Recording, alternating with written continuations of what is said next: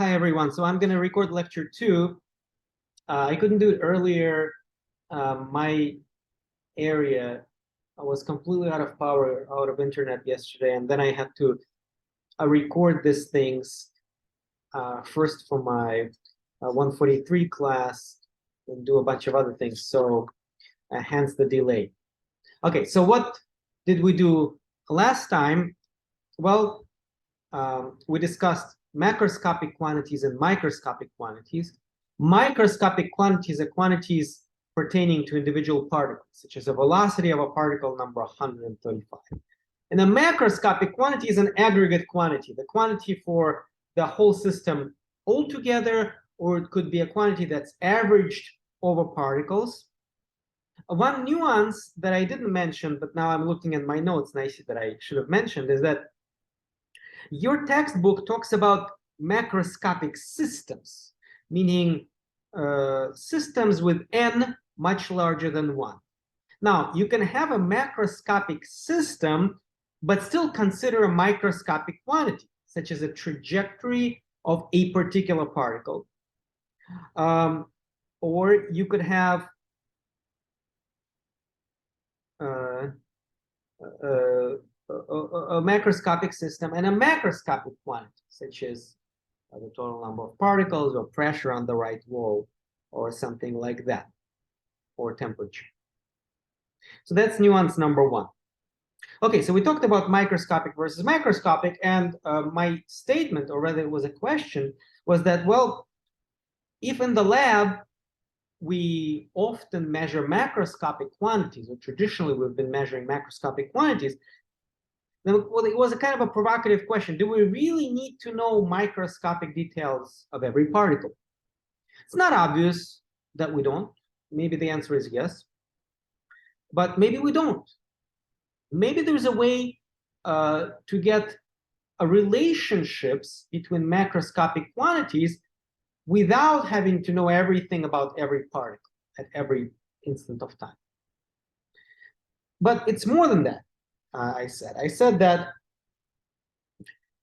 it's not just a matter of how we calculate things. It's also that it turns out, and this was the big brouhaha, it turns out that when the number of particles is very large, new regularity emerges.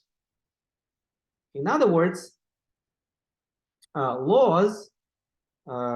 laws emerge. And what is a law? Law is a relationship between quantities. And so you have emergence of new laws or new regularities concerning macroscopic variables. So you have new laws that emerge that tie together macroscopic variables. And a good example is an ideal gas law, PV equals nRT. P is, all of these quantities are macroscopic quantities, and some of them only have a meaning as a macroscopic quantity. For example, temperature. Temperature is not really meaningful for individual particles. So PV equals nRT is a good example of an emergent law that ties together macroscopic quantities, some of which only have the meaning macroscopically. And then I gave another interesting example that's a little bit more interesting with sand dunes. Again, microscopic motion of sand particles is really complicated. But out of this chaotic environment emerges an orderly pattern of ripples on sand. And you can talk about the wavelength of those ripples. It's pretty well defined. And that wavelength is a purely macroscopic quantity. It doesn't have any meaning for individual particles. And yes, there are equations that you can solve, and the solution would be basically the ripple pattern, depending on different wind and ground conditions. You can predict patterns or statistical properties of those patterns. You can certainly predict that wavelength. And those equations certainly don't deal with individual particles. So those are, that would be an example of emergent laws or equations that govern emergent properties. And yes, you can obtain them without having to track individual particles. And the same goes for ideal gas law, by the way. And then I went back to the gas situation and I drew the evolution of the force on the right wall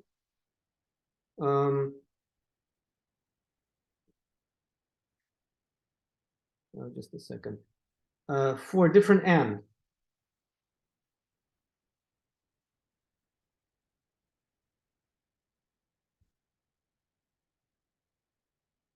I'm a little bit out of practice with this. It's been more than a year since we were not virtual, right? And I drew things like, n equals 3, force on the left wall as a function of time, with individual spikes.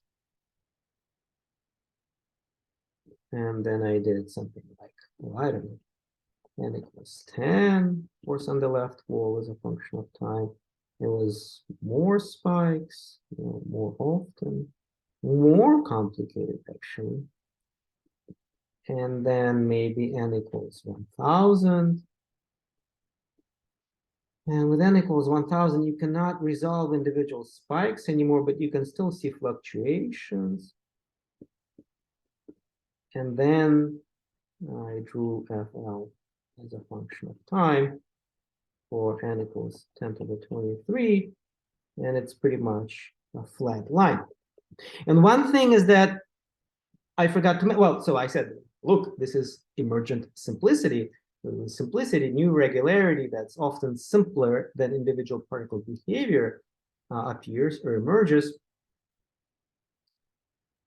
And the point that I made was that I asked the question, do you really need to know trajectory of each individual particle in order to pull out this number right here? The answer is no, of course no. And that mechanics of n-particle system is hard, but often if we're interested in aggregate quantities such as here, force on the left wall, or pressure on the left wall, maybe it was the right wall in class, doesn't matter. That while the individual mechanics problem is hard, finding relationships between aggregate quantities, macroscopic quantities, so finding values of such quantities is often possible without having to do mechanics problem.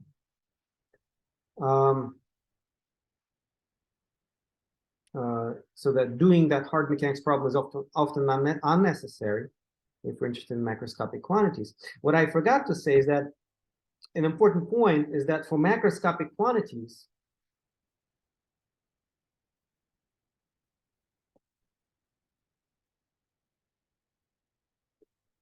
average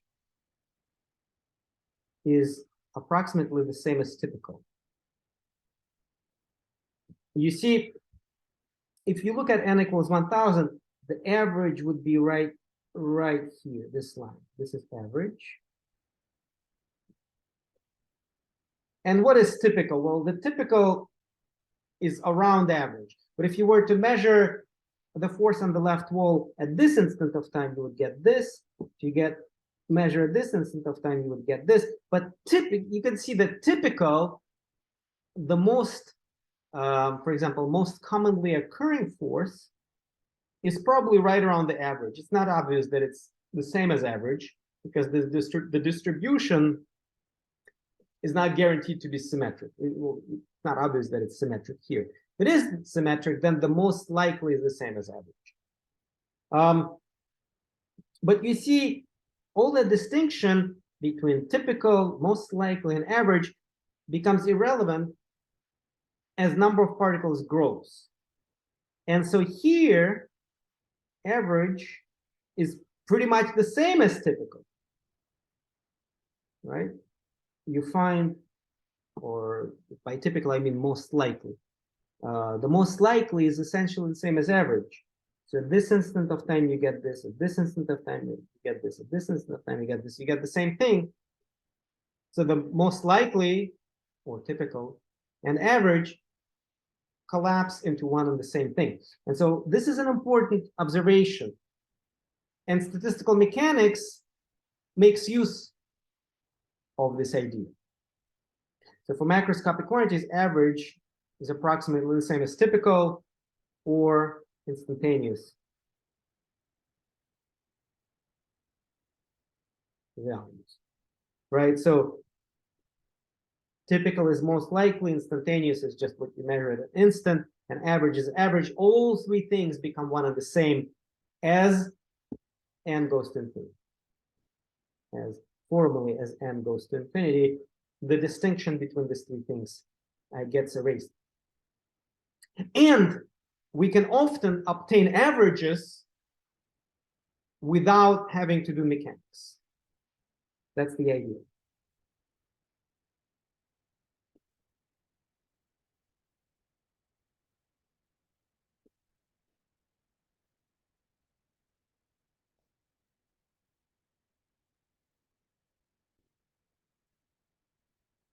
And by mechanics, I mean individual particle mechanics.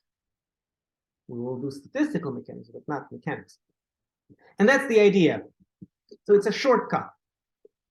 N is very large. We just calculate averages. Oh, because n is so large, it's pretty much the same as the typical or instantaneous. That wouldn't be true here. Let's say there is a statistical method that allows us to calculate average. Well, average would be somewhere here. And typical values, well, let's say instantaneous values differ a lot from average by a factor of 2, for example, right? Here you get this, it's like twice the average. Here you get average. Here maybe you don't get anything. There are a lot of fluctuations around there. As n goes to infinity, fluctuations relative to the average go to 0. And therefore, we can get away by computing averages for which there exist tricks that don't require doing mechanics. And we will say, well, average is really all you really want, because that really is all you really want at very, very large n. Having said that, statistical mechanics does more than predicts averages. It also predicts average fluctuations or standard deviation, basically the width of the distribution. And that's basically what we'll do in this class. We'll calculate averages and we'll calculate standard deviations. But in more advanced levels, you can even make some statements about dynamical behavior. You can even make some statements about statistical behavior of individual particles. Okay? So that thing I didn't mention, but it's an important thing. On that note, we can start the new class. Okay. So today, what is the date today? Today is the 10th. 1, 10, 23. And this is lecture 2. And one of the ideas that we'll discuss today is a concept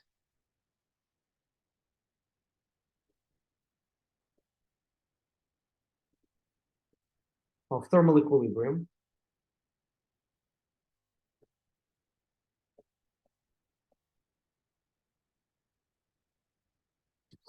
We will also discuss relaxation to equilibrium.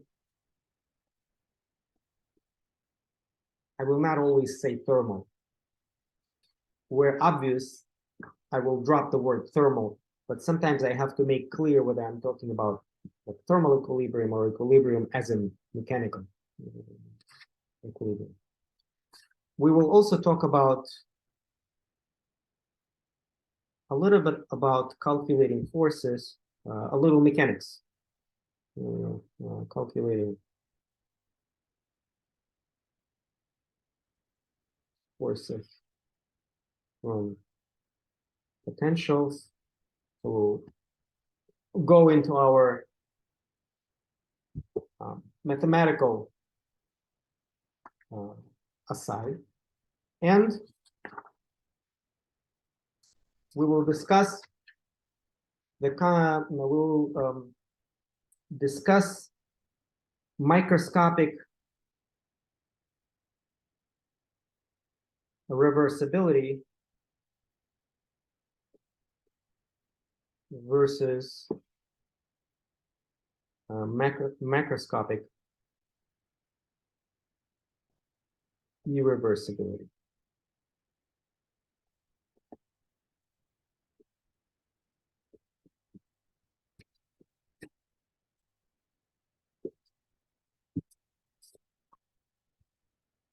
Okay, so here's what we're going to do. Let's consider the following thought experiment.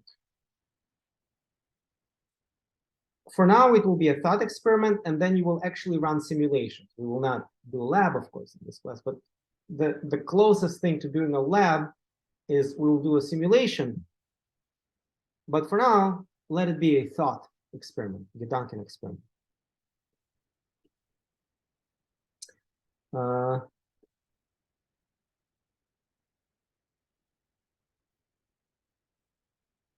You have a box that's divided into two parts by some kind of a partition. And you have a guess of particles.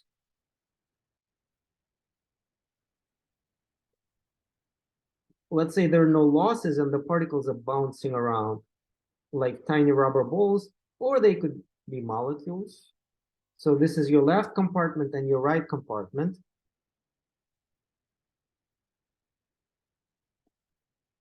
And initially, let's go with t equals 0, and particles in the left compartment.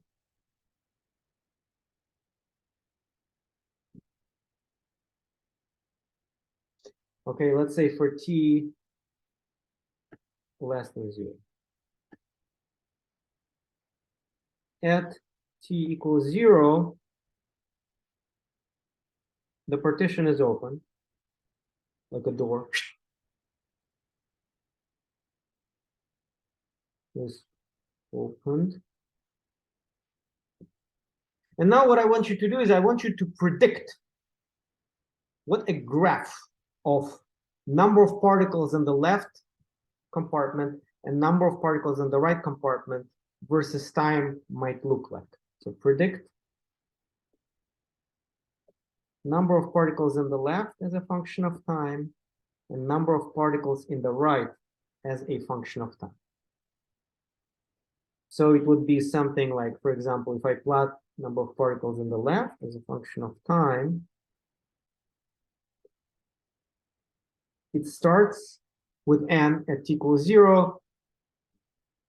Pause the screen, pause the video, and on a scrap paper, make a prediction for what happens for positive times, n bigger than 0. And then the same thing, do the same thing for the left compartment. So for the right compartment, you know that we start with n equals 0 at t equals 0, for t less than 0. So for t less than 0, nl is just a constant n, and r is just a constant 0. Predict what happens for t bigger than 0. Pause the video, really do that. It's you will all some of there are different classes of answers that I observed last year in class. Now it would have been really helpful to have this lecture interactive, because then I can collect your answers. I can kind of put different classes of answers on the board. I can tie them together. Unfortunately, I cannot do it like, okay. Tick, tick, tick. Let's say you pause the screen or you pause the video, you did that. Now, here's my prediction. So you probably understand that eventually particles will occupy, let's say n is much larger than 1, right? Let's say n is, it's not infinite, but it's some large number, like 100, 500, 1,000. And you understand the particles will be distributed evenly. So therefore, you understand that at large times, something like half of the particles will be on the left, half will be on the right, but not exactly half, right? Because maybe, let's say if you had 1,000 particles, you will have something like 500 on the left, 500 on the right. But yeah, sometimes it will be 501 on the left, 499 on the right. Sometimes maybe 502 on the right, 498 on the left. You understand that because particles exchange location. So I bet you have the intuition that at large times, that at large times, so here's n over 2, that at large times,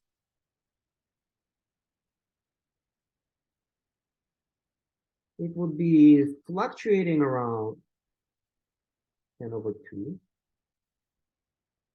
And if I do this correctly, I really should make them mirror symmetric. Right, so if there's a deficiency on the left at that moment, there is a excess on the right. I'm trying to make it mirror symmetric, and I'm not succeeding, something like that, right? That also doesn't look right, but I'm trying to make it mirror symmetric.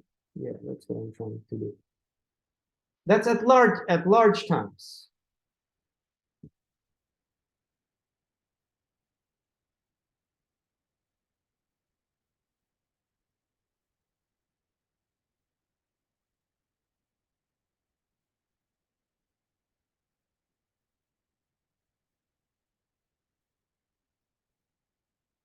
Okay, I'm not making it look right, but that's what I meant to draw.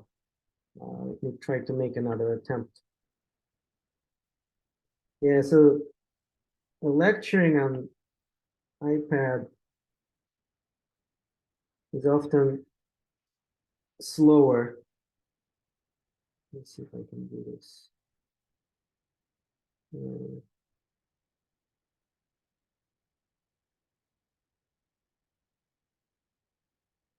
Okay, well, you can believe me.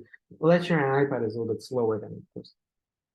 Okay, and that's at somehow large times. What do we mean by large times? That's a good question.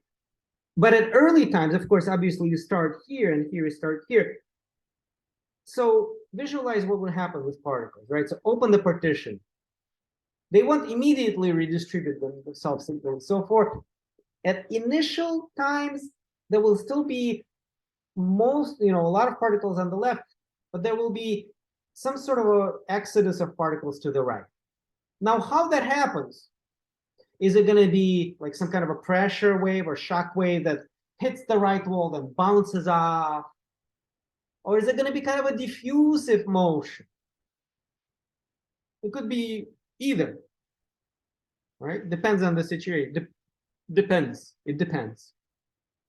But there will certainly not be an instantaneous distribution. So maybe you predicted something that looks like this.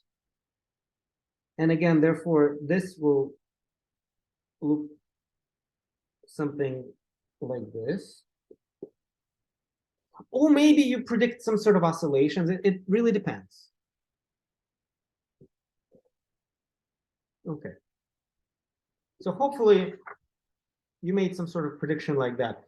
I can plot this slightly differently. Instead of plotting number of particles on the left and number of particles on the right, I can plot fraction of particles between 0 and 1. That's on the left. And fraction that's on the right. Plot, let me call it F on the left, was ML. And fraction on the right was NR over N, i.e. fraction of particles in the LMR compartments.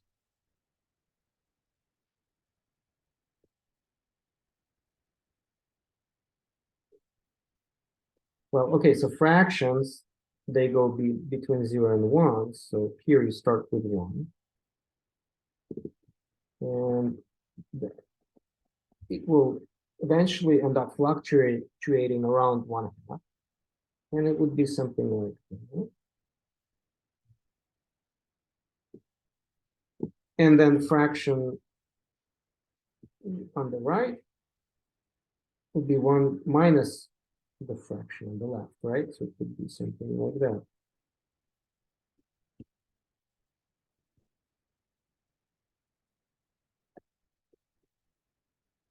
Right? Something like that. Yeah.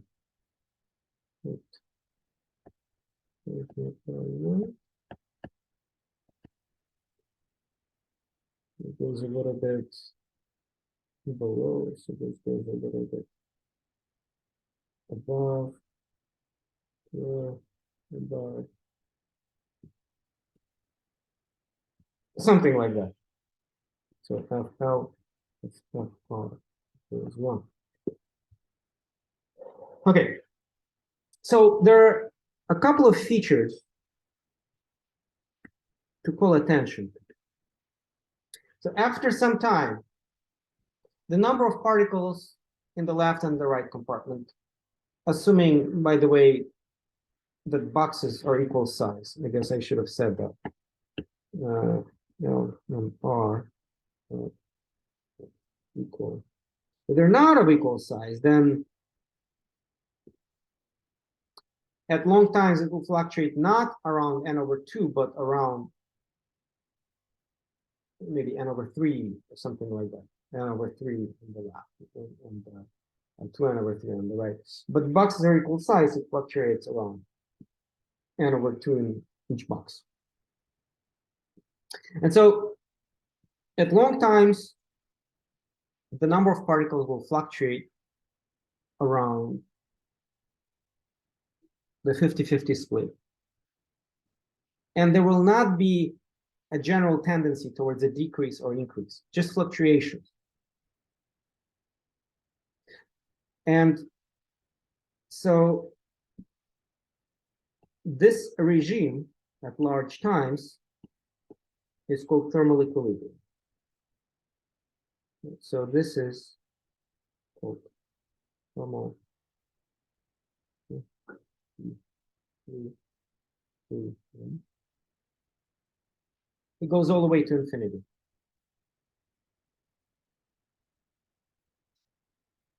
And that applies, obviously, to both. And this early regime, when the number of particles on the left goes from its initial n to n/2, and then it ends up fluctuating around. And when the number of particles on the right goes from 0 to n/2, and then it fluctuates around. So this early time regime, where there is a general tendency to decrease for particles for the left box and a general tendency to increase the right box, that's called relaxation.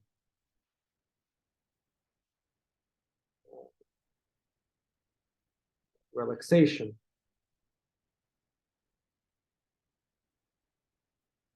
Or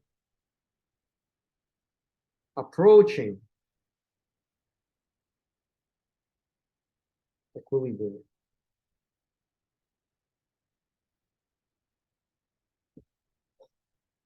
Okay.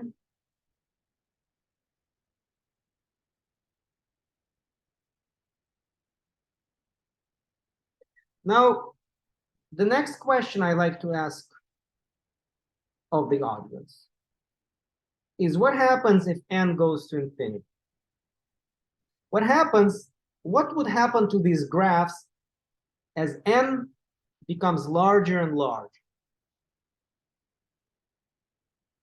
And let's say I stick to the second pair of graphs, the fractions, not the n's. Here's my question to you. What happens to Fl of t and Fr of t graphs as n gets larger and larger. And what about the n going to infinity limit? Usually people have this intuition that as n becomes larger and larger, the size of fluctuations decreases. Well, again, let's think physical. Let's say you have two particles. Let's say you have two particles. With two particles, you will observe every once in a while complete unmixing. You will observe n equals 2 on the left and 0 on the right many times. It's not such a rare occurrence. So the graph will be wildly fluctuating between 0 and 2, pretty much almost from the beginning. What if you have 10 particles? Well, if you have 10 particles, you very rarely will see all 10 particles coming back to the left. But if you're patient enough, you will see that. And I will ask you to be patient on the homework in one of the problems. N equals 10, you probably will not see, but n equals 9, you will. What about 30 particles? Complete unmixing is, you have to wait extremely long. How long? Longer than your college career, probably.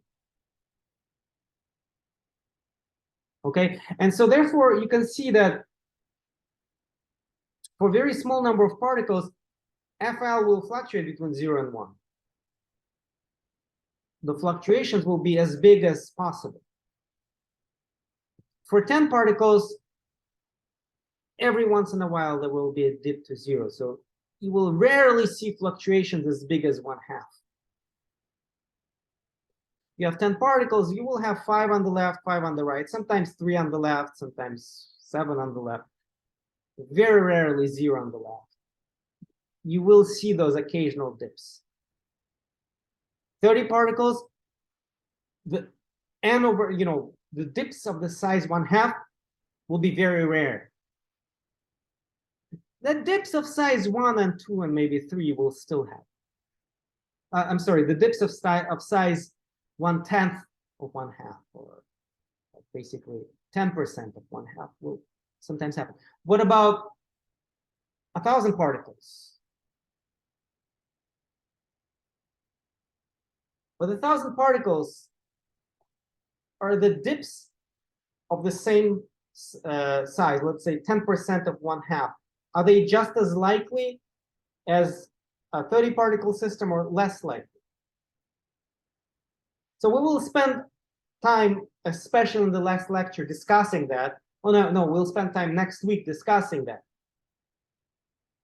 And we will see that as the number of particles increases, the relative size of fluctuations decreases. In other words, you're less and less likely to observe a 10% fluctuation, for example, or some other fixed percentage of fluctuation.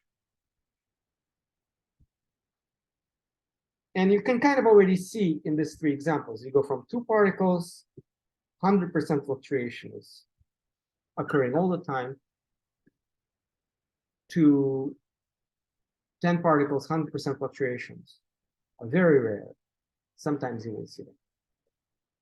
And so typical fluctuations are going to be less than 100, maybe 10%. 30 particles, now the 10% fluctuations are very rare. The typical fluctuations maybe will be 1% or something. And so the answer is fluctuations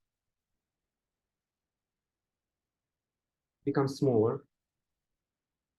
And here it's important whether we're talking about fluctuations of the fractions or fluctuations of n And we will see that fluctuations of n actually become larger, but they become larger slower than the average. So the average is n over 2. Average is proportional to n. And the typical size of fluctuation will be proportional to square root of n. We will see that next week. It's not obvious to you. But when you look at fractions, well, the average is just 1/2. Average is a constant, while a typical size of fluctuations goes like 1 over the square root of n. And that goes to 0. And so fluctuations become smaller, and the n going to infinity limit will be just a smooth curve. So here's your 1. Here's your 1/2. Here's your 1/2 asymptote. And it will be a smooth curve that relaxes to 1/2. Pretty much approaches 1/2. And so this is your f on the left. And f on the right is the symmetry of that. It's still true that fr is 1 minus fr. This relaxation turns out to be is exponentially quick in time. Again, that's not obvious. You will see that on the homework problem. It goes something like e to the minus something times time. Does it ever reach 1/2? No. So where do you draw a boundary between relaxation and the onset of equilibrium? It is somewhat arbitrary. You have to kind of choose a time at which FL deviates from 1/2 by some agreed upon percentage. Let's say 1% of 1/2. So it is, in this problem, it's somewhat arbitrary, but not completely arbitrary. So when you do this homework problem on relaxation, it will become more meaningful. What I mean by that, somewhat arbitrary, but not completely arbitrary. Let's squint our eye at the problem for now. And here, it's kind of obvious that clearly, at this point, it's not equilibrium yet. At this point, it's not equilibrium yet. At this point, it's equilibrium enough. So this is your equilibrium.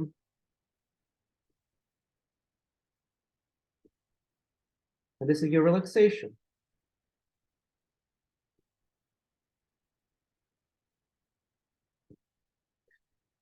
The details of how relaxation happens actually depends on the system.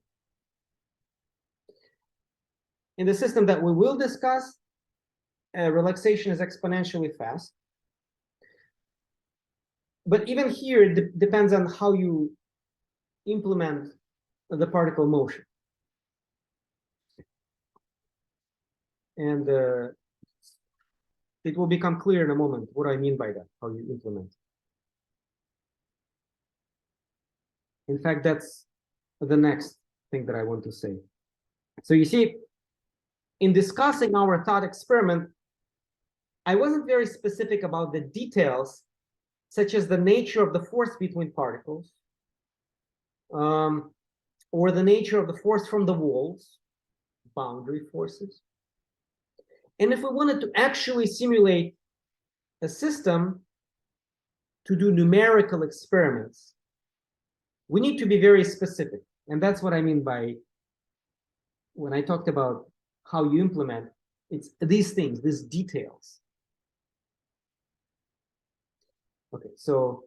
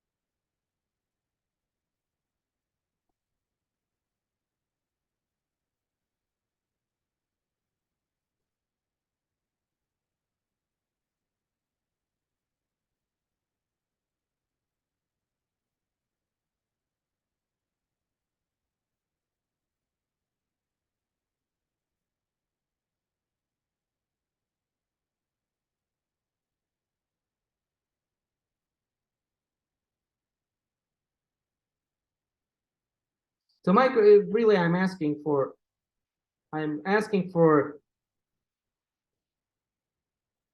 more attention to microscopic details. I argued that oftentimes if we want to find macroscopic quantities, we don't have to worry about microscopics, and that's true. But for now, you haven't learned the machinery of statistical mechanics, and if what we want is to run numerical experiments, then we do have to worry about microscopics.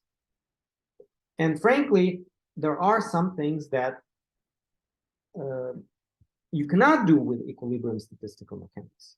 So for that, you have machinery of non-equilibrium statistical mechanics. But again, there are some things for which you really do need microscopic detail. But for now, we really want to run microscopically detailed numerical simulation,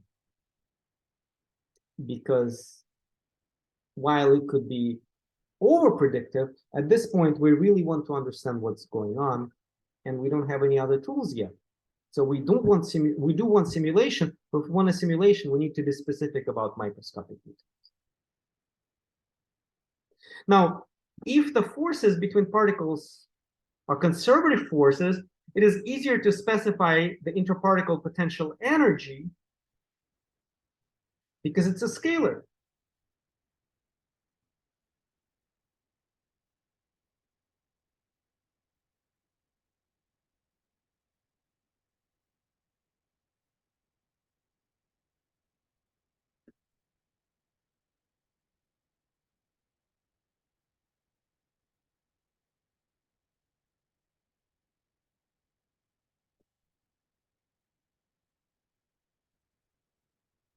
So U of R,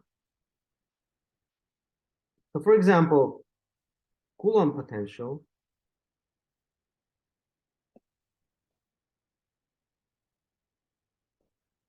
U of R equals K Q1 Q2 over R with a minus sign. Okay. Okay, so if you have two particles, you know the strength of potential energy. How do you extract forces from this? Because what is in R? R in this case is just the distance between particles.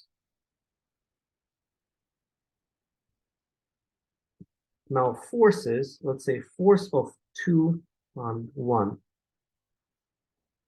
is a gradient of potential with respect to all the variables, to all the R1 variables.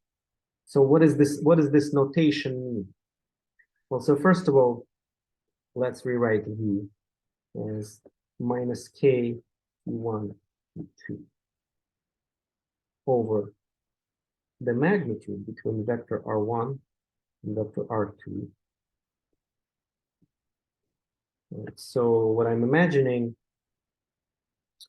is I'm imagining some kind of a coordinate system. Let's say X and Y. And you have particle at position R1. And then you have another particle at position R2. So you see R1 is X1, X hat. I don't write I hat, J hat, K hat. I do X hat, Y hat, Z hat. That's X2, Y plus, I'm sorry,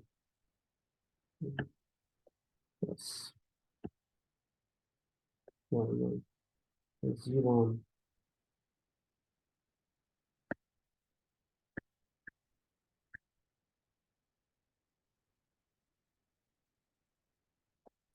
These are vectors, right?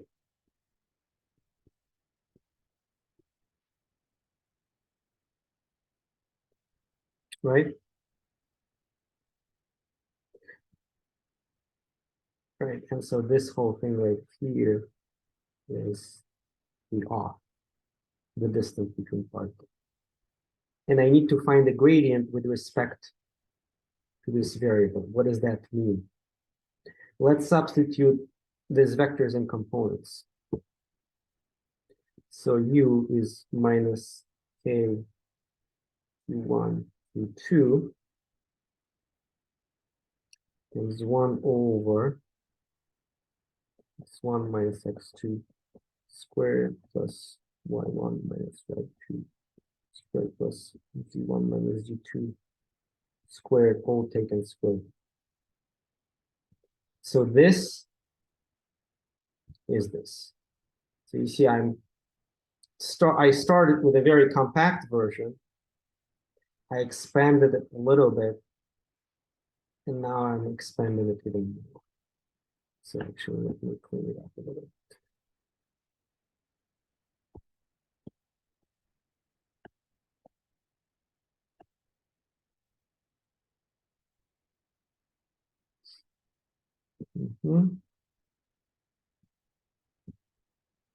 Wait, I don't think I need a minus sign. I'm sorry, I don't think I need a minus sign. Yeah, I don't think I need a minus sign. Sorry, I didn't have a minus sign in my notes, and then while talking, I see, wait a second. There should be a minus sign, but no, I don't think I need a minus sign. So my notes were correct. Okay, that's U. So how do you get F? So F X, the X component of the force of 2 on 1. By the way, this does require a minus sign here. Minus the gradient is minus partial U partial x1. Okay, so that's this minus sign that's in the definition. So this is power something to the power minus 1/2. So I bring the minus 1/2. This becomes minus 3/2. And so this becomes x1 minus x2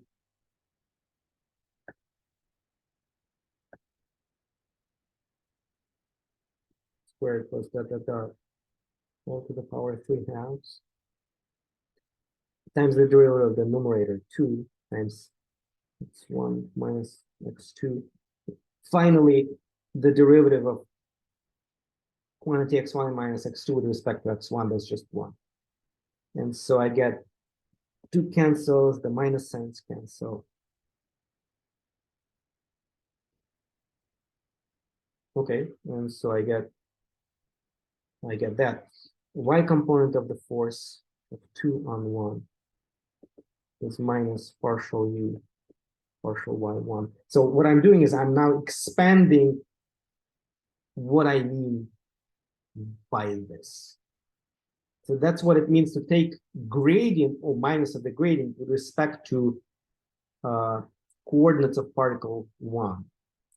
And now I'm doing it in components. And you would have something similar. And then the z component of the force of 2 on 1 was minus partial u partial z1. Okay?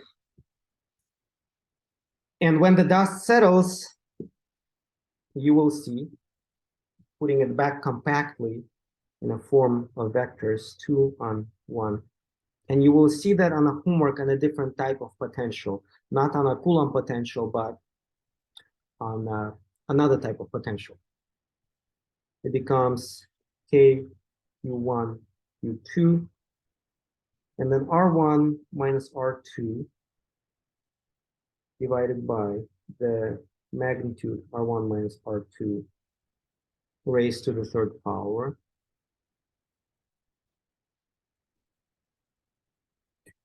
And there's a useful trick here. Let's not trick, but there's a useful idea.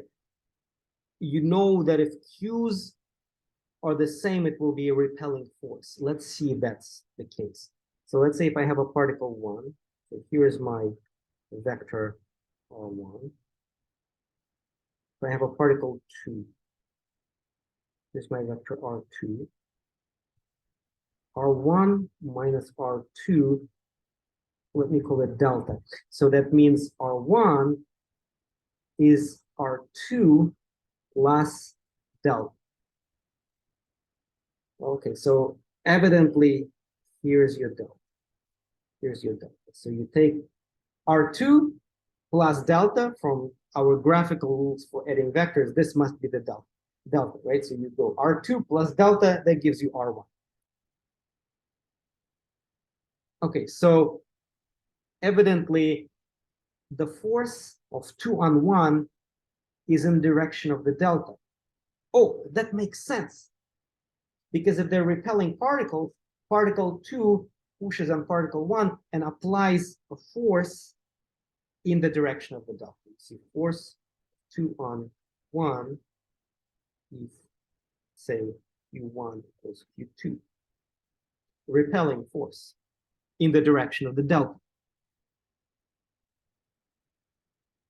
Okay. So at least the direction is correct.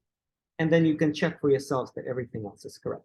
And you can also check that force of 1 on 2, if you actually do the calculation, take all the gradients, you will verify Newton's third law.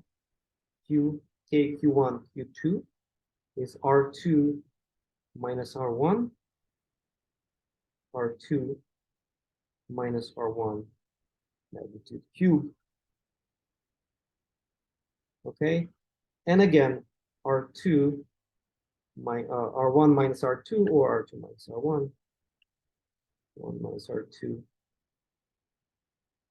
the magnitude is x1 minus x2 squared plus y1 minus y2 squared plus z1 minus z2 squared, all raised to the power 1, all raised to the power 1. Okay, that's how you calculate forces from potentials.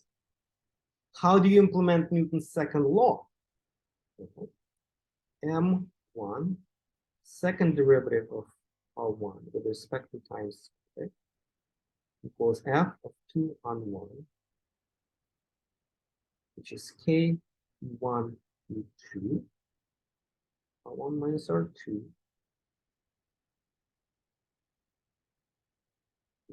R1 minus R2. Notice that you might say, wait a second, why cubed? I thought it's Coulomb's law, it should be squared. The magnitude is 1 over the distance squared, right? So in other words, you can take this numerator and express it as magnitude of R2 minus R1 times the direction. And so then the magnitude, 1 power of the magnitude in the numerator will cancel 1 power in the denominator, and you get 1 over the magnitude of the vector R2 minus R1 squared. That's your Coulomb force in the direction of the unit vector in the direction of R2 minus R1. So that's, everything is correct. And then M2,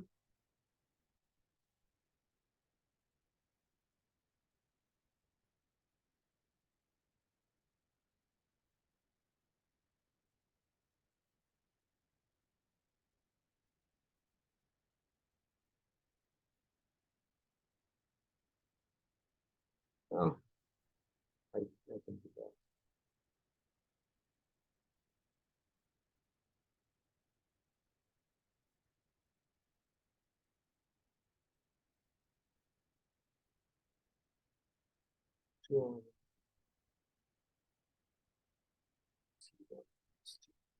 I think there's a mistake here. It should say 2 minus 1.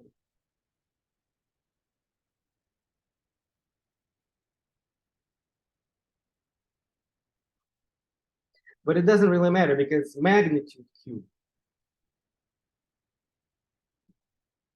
But it doesn't matter. think 1 and 2 minus 2.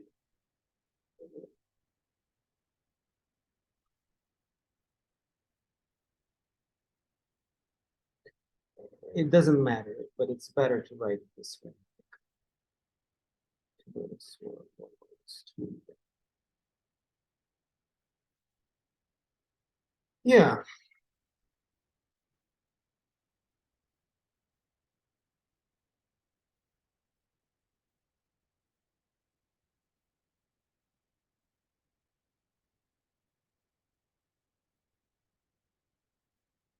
Correct. And these are just equations of motion. So now you have to integrate them. You have to evolve them. So if you have particle 1 and particle 2, so let's say you have particle at position, particle 1 at t equals 0, with some initial velocity, right? So you have some kind of a coordinate system. This is your, actually, let me do this properly. Let's say you have a coordinate system, some kind of a coordinate system. Ooh. You have some kind of coordinate system. This is your x, this is your y. You have particle. This is your, sure, I keep splitting it up. This is your R1 at t equals 0. It has some initial velocity, v1 at t equals 0. And you have some kind of a,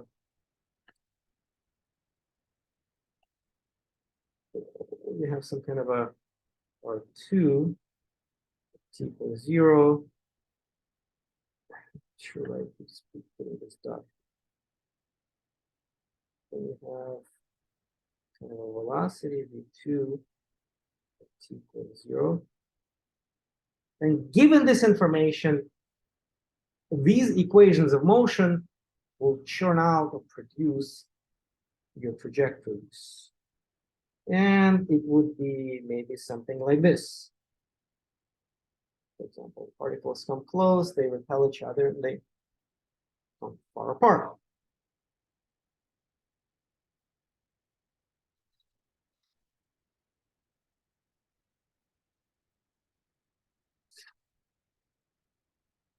Okay, so this was an example with charged particles.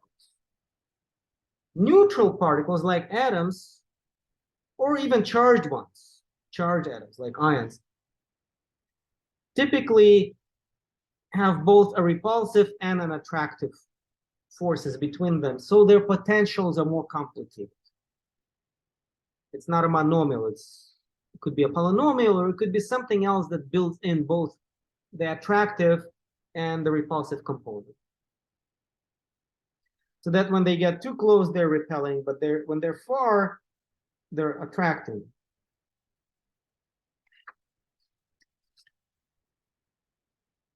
And typical interparticle potential energy, for short, called potential. And in quantum mechanics, you will certainly call them potentials, although they do not refer to electric potentials. So when I say potential, I mean potential energy, and this is a common shorthand notation. So typical interparticle potential energy looks like this. It's a well. So this is R, and this is U. Okay, it goes to 0. This is a well potential energy, a well potential. This is an equilibrium point.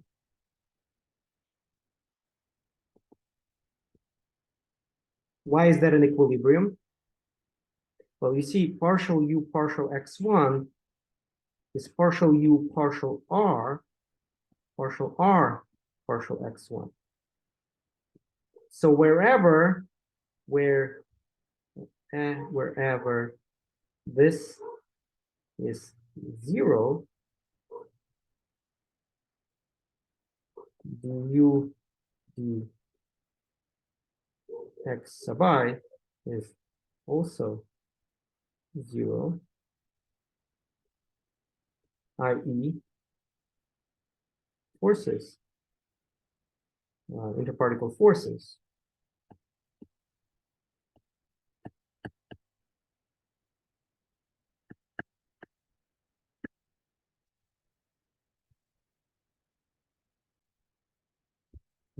I.e. interparticle forces are 0. So that's why that's an equilibrium point. And a model of such potential in common use is called a Lennard-Jones potential, which you will practice out on the homework.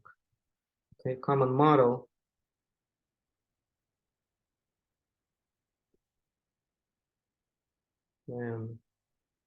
Lennard-Jones potential has the form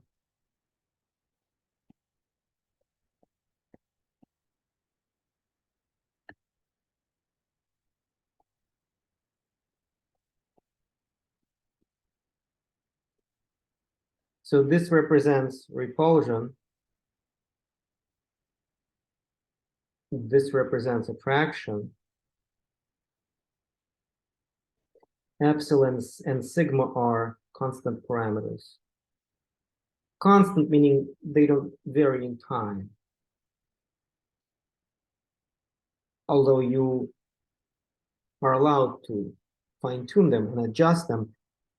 So sigma gives you basically the depth. No, the epsilon gives you the depth of the potential, and sigma gives you basically it's proportional. It controls the equilibrium position.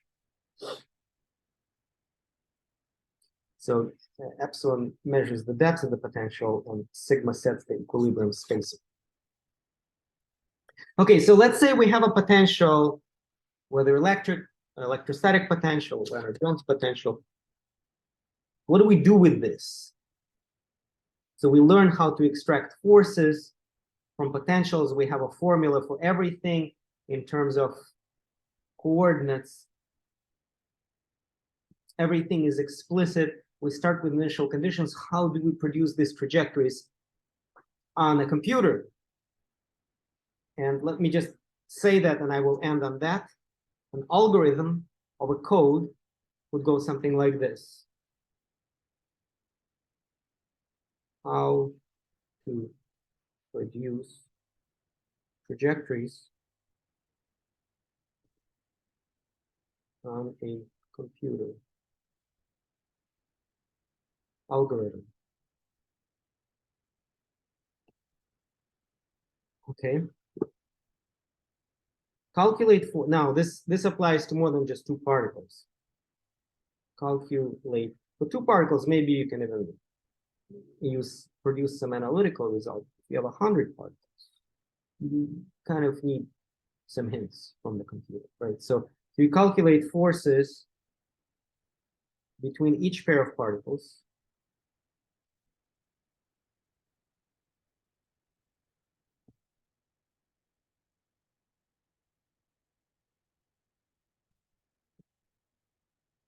Remember, when we specify potential energy, we also specify forces. We just need to unlock, we just need to take those derivatives or gradients in order to produce forces from potentials. Calculate accelerations.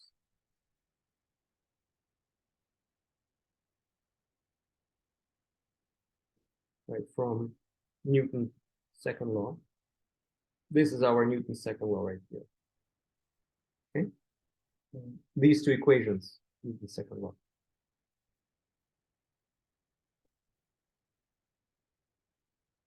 Okay. So we calculate the accelerations. How do you calculate accelerations? You take the right-hand side, divide by m. You calculate your accelerations. So for each particle, you advance position and velocity. So each particle experiences forces from lots of other particles. To calculate the net force on particle number one, you calculate its acceleration. And then you step in time and advance its velocity because you know acceleration. And then you advance its position because you know the velocity. Advance for each particle, advance its position and velocity as follows. Position, the new position at time t plus delta t, will be the old position at times t plus velocity times delta t.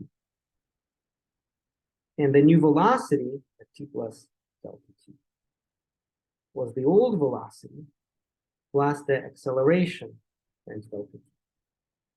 So let's say if you know position and velocity at t equals 0, you calculate the acceleration at t equals 0 because the acceleration at t equals 0 is a function of all this gunk right here. Acceleration depends on relative position because forces depend on relative. So you crank out these right-hand sides. You do that on the computer. Divide by the mass. So you have the acceleration. And at t equals 0, velocity and position are initial. You calculate this right-hand side, you calculate this right-hand side, and now you know position, the new position at time delta t later, and the new velocity at time delta t later. Okay, so you start at t equals 0 with a set of initial r's and v's. And this type of algorithm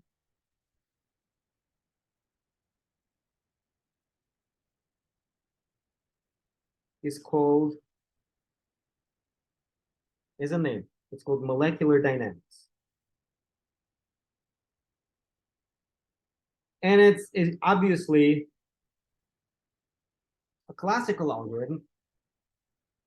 So it's used in situations where quantum mechanics doesn't matter. So for example, if you have, you have a gas in a classical regime, or if you have some sort of a, you want to,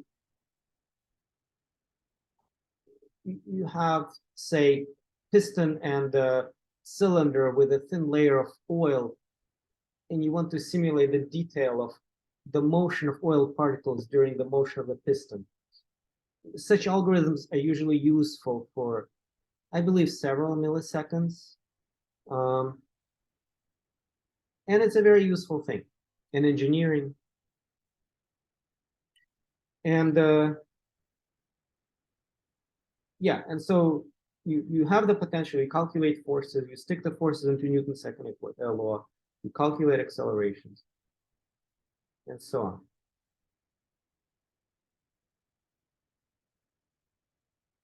I guess I also have to tell you about boundaries. What about boundaries?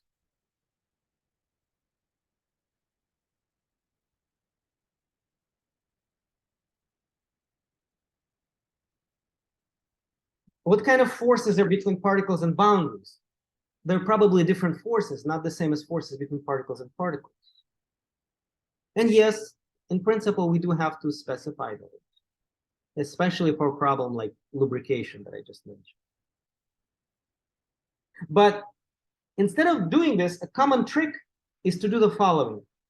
When a particle reaches the right boundary, it reappears on the left. This is called periodic boundary conditions.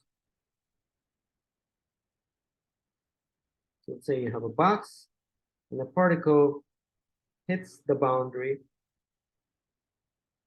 whoop, and it reappears on the left with the same velocity. Same for top and bottom. Say if a particle hits this boundary like here, it crosses the boundary, reappears on the left. Because this edge of the boundary is identified with this edge and this is identified with this edge, topologically, this is a toroid or donut. Your textbook calls it toroidal boundary conditions or boundary conditions, BCs. Frankly, in the field where I am, in which I am, in my field, I've never heard of the term toroidal boundary conditions. They always call it periodic boundary. And then you run the simulation. And we will do that first thing tomorrow.